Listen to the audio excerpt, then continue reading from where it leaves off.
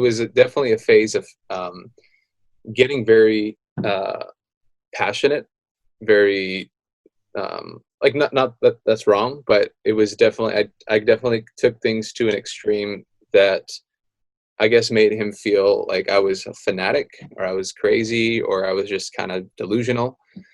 And it was just this journey of just trying to wrestle with him and get him to believe what I believe. That's awesome. And then was it a Christian household at all, whether it was your with your grandma and your mom or your dad?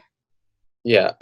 So like with my mom, there definitely was like a background there, but I would always say when people ask me that question, it was more so just like from a familiarity. It was nothing serious. With my grandparents, my grandma is a Christian and believer, so she would actually take me to church with her on the Sundays, and that was kind of my. But at the same time, I wasn't interested at all. Like I was just going because she told me to go. And then with my dad, like he's not Christian, he's not a believer. Yeah, he just that's when I started getting into more of a knowledge of Christianity. I had to be the one to kind of communicate that with him for sure. Okay. So you grow up knowing about Christ.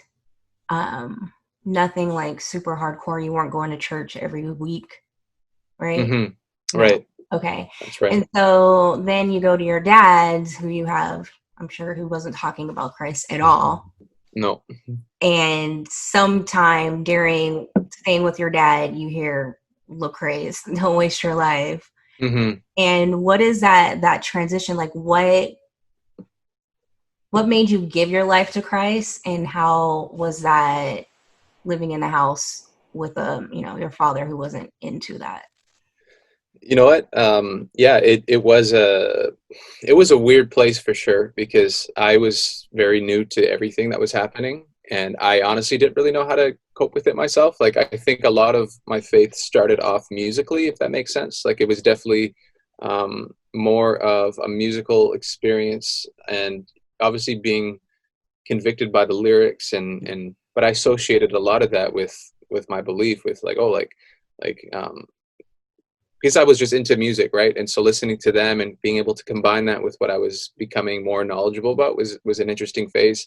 But when I started being more involved within church, and I was going to summer camps, which were Christian based, there was definitely more like being fed to me every single year, every single time that I went.